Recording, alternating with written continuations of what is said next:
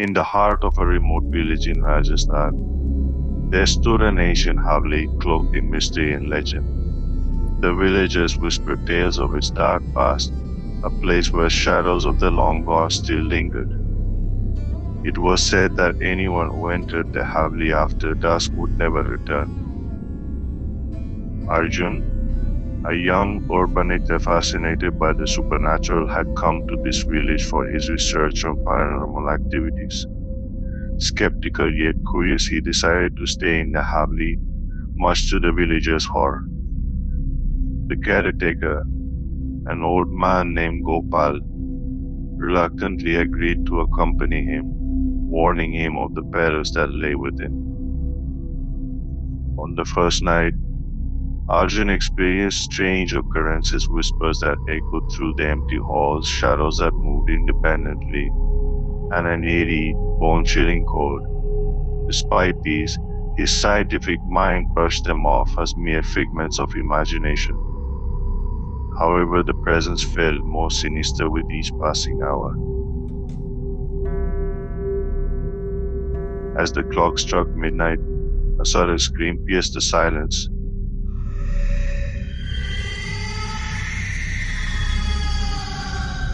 reverberating through the walls.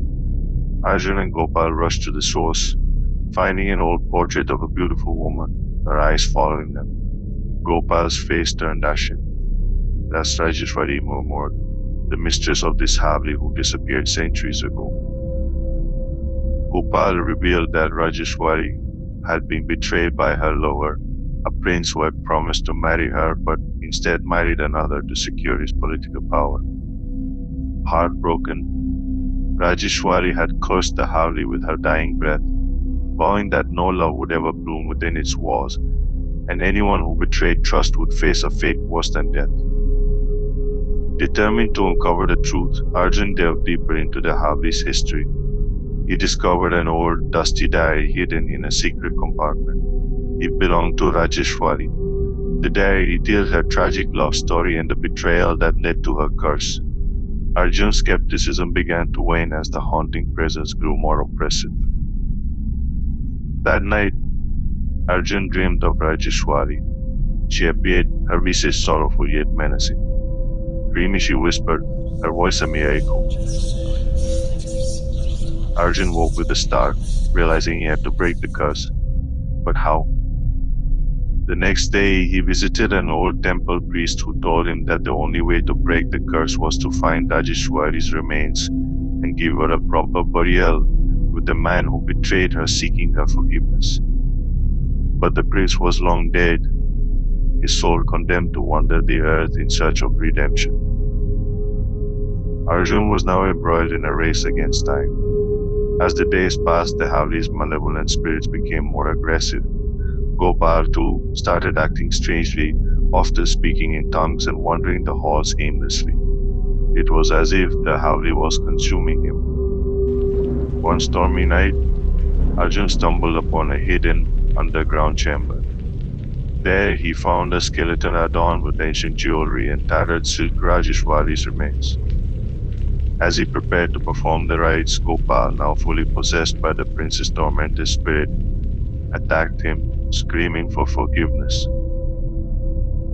A fierce struggle ensued, but Arjun managed to overpower Gopal, tying him up. With dawn approaching, he began the burial rites, reciting prayers and placing the remains in a sacred spot as instructed by the priest. As the first rays of sunlight pierced through the darkness, a chilling wail filled the air. The haveli trembled, and the curse began to lift. Rajeshwari's spirit appeared one last time, her expression peaceful. "Thank you," she whispered before vanishing into the light. Gopal, now free from possession, collapsed in tears, begging for forgiveness. The haveli, once a place of despair, seemed to breathe a sigh of relief. The air lightened, and the oppressive darkness lifted. Arjun, though shaken, felt a sense of accomplishment. He had not only uncovered the truth, but had also freed a tormented soul. As he left the village, the villagers hailed him as a hero. The legend of the curse haveli had ended, but Arjun knew that some mysteries were better left untouched. their secrets buried deep within the sands of time. Yet, as he drove away, he couldn't shake off the feeling that something or someone was watching him. The haveli, now silent, stood as a testament to the past, its secrets buried but never forgotten. And in the stillness of the night, a soft whisper echoed through the wind. Thank